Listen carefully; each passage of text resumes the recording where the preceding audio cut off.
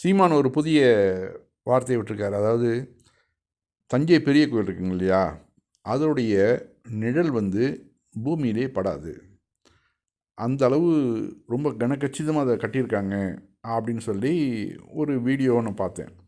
இது நான் சிறு வயசில் 10ஆம் வகுப்பு படிக்கும்போது நாங்கள் வந்து ஸ்கூலில் எக்ஸ்கர்ஷன் போகப்போ அங்கே வந்து சி ராமலிங்கம்ங்கிற வரலாற்று ஆசிரியர் அவர் என்ன சொல்லியிருக்காருனாக்க, இது வந்து தவறான கருத்து.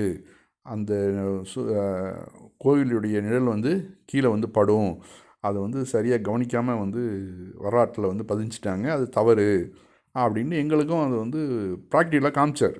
இங்கே பாரு நிழல் வந்து பூமியில் படுது பாரு அப்படின்னு சொல்லிட்டு நாங்களும் அதை பார்த்தோம்.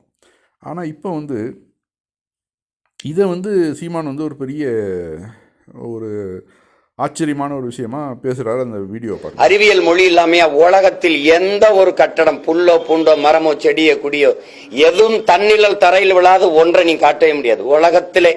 உலகத்திலே ஒரே ஒரு கட்டிடம் தான் என் பாட்டன் கட்டிய பெருவுடையார் கோயில், தஞ்சை பெருவுடையார், உலகத்திலே தன்னிழல் தரையில் வராதது. அது அறிவியல் தொழில்நுட்பம் இல்லையா? அந்த பெரிய கோவிலை பற்றி எவ்வளோ விஷயங்கள் இருக்குது, சிறப்பான விஷயங்கள். அங்கே வந்து மலையே கிடையாது. திருச்சி அந்த மாதிரி இடங்கள்லேருந்து அந்த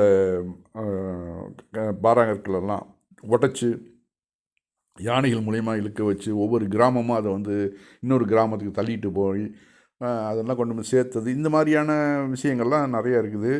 ரெண்டாவது, ராஜராஜ சோழன் காலத்தில் வந்து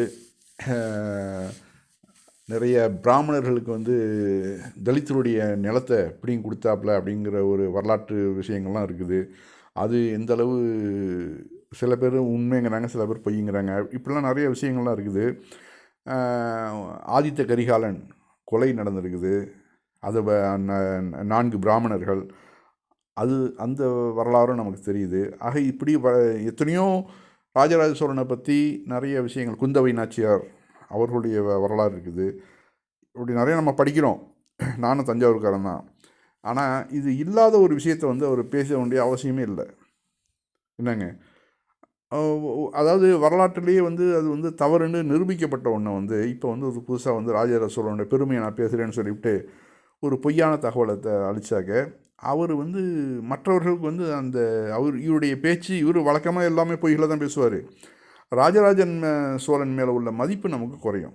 இது மாதிரியான பொய்யான விஷயங்கள்லாம் நம்ம வந்து எடுத்து சொல்லும் போது இதெல்லாம் வந்து சீமான் வந்து விளங்கி பேசணும். ஒரு 4 பேர் பார்க்குறாங்க. இப்போ வந்து இணைய உலகமாக இருக்குது, முன்னாடி மாதிரிலாம் கிடையாது. அதை வந்து இதெல்லாம் வந்து சீமான்கிட்ட சொல்லி பக்கத்தில் உள்ளவங்க அவர் திருத்துங்க.